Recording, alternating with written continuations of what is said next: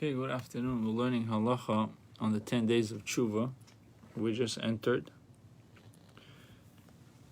Alter Rebbe's Shulchan Aruch. The day following Rosh Hashanah is a fast day. It's a public fast day. It's stated in section 549. And all the laws governing it are explained in section 550. See the details there regarding the fast.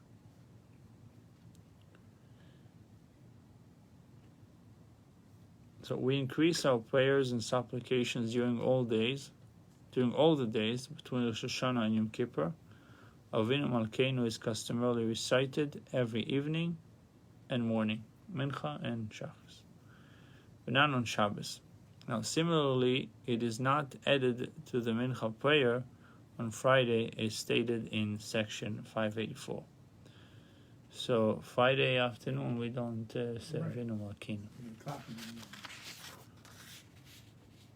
Every day between Rosh Hashanah and Yom Kippur, apart from Shabbos, the confessional prayer is recited, we do vidui, 3 times before dawn, except on the day before Yom Kippur when it is not recited, when it is recited only once.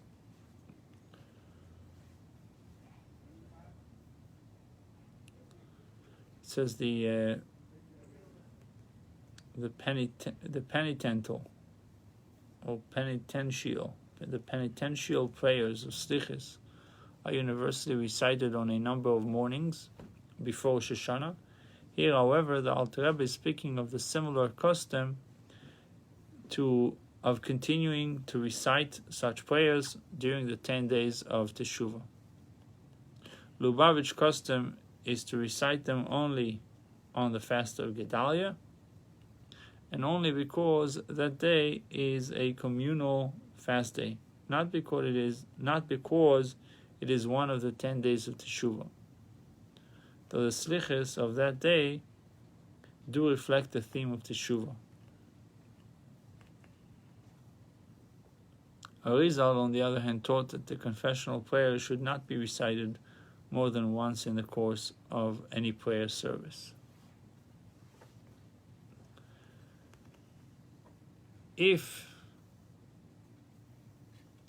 So every day between Rosh Hashanah and Yom Kippur, apart from Shabbos, the confessional prayer, we say Tachnun, we say Vidui 3 times before dawn, except on the day before Yom Kippur, when it is recited only once.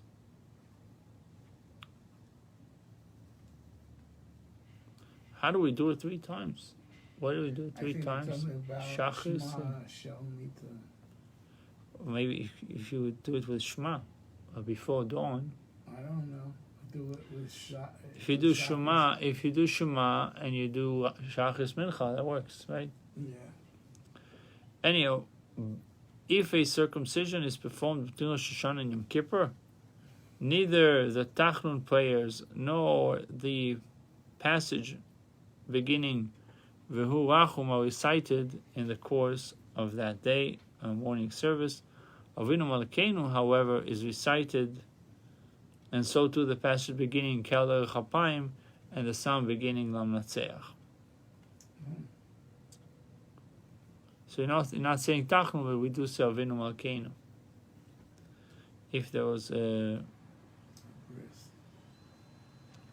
base, then it says you don't put anybody on ban, on excommunication during these days, not to awaken the powers of judgment at that time. You don't make somebody swear on these days, not to bring punishment to the world, God forbid, but to do a beis din between 2 people, you're allowed to do. Have a beis din, have a court, rabbinical court proceeding is okay. Especially when there's misjustice and you need to exact or extract something from someone. Yeah. But in general, it says when there is a din lamata, there's no din lamaylo. When there is a judgment down here below, you're taking care of things already down here, you do your part, then there's no need for a heavenly intervention. Yeah. So it's better to get things on this being done by Beis Din Shemato than Beis Din Shemailo. Yeah. But the judgment below is better than to deal afterwards with judgment above. But if there is a oath, if an oath is necessitated, if you need to, if it's the legal, rabbinical legal proceeding would require somebody to make a shvuah, then they push it off to after Yom Kippur. How about giving a get? You do that now. They would do that now, right? Yeah, I guess so. That's a base thing. In general, it says this: if someone is not very careful the whole year from eating a pas nochri, you should be careful now in these 10 days. Or I guess we can apply it also to cholovakum. It doesn't say about cholovakum; it says about pas nochri. If you can't bake yourself, you should make the oven kosher, and you can add. He said even a toothpick into the oven. Yeah. Even a goy, if the goy is the baker, if you're adding a toothpick into the oven, a piece of wood into the oven, it'll be okay.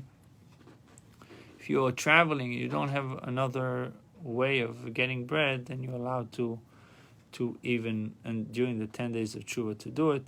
And in general, it says every individual should scrutinize and examine his actions and repent for his conduct during the 10 days of Teshuva.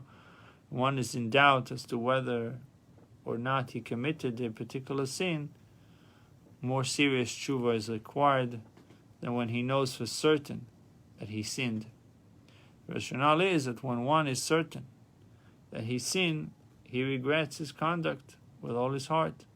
When, however, is in doubt as to whether he did anything, he will soothe his heart and say, perhaps I did not sin.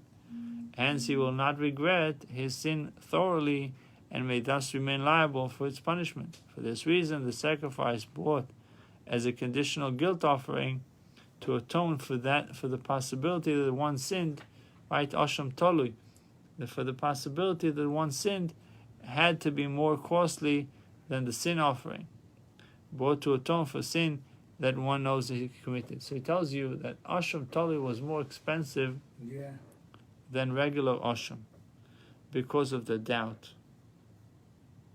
Right? Asham Tolui is more expensive than Korban Chatas. Right. Why? Because he's not having a charata, a regret. He doesn't have the full regret when it comes to a doubtful sin. Bruchim to you.